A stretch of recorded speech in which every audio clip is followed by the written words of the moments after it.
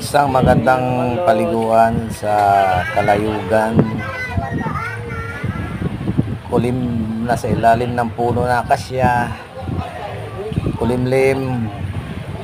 Hindi gaano mainit. Tsaka maganda yung mga bato. Maliit lang. Tsaka maganda yung view. Tahimik.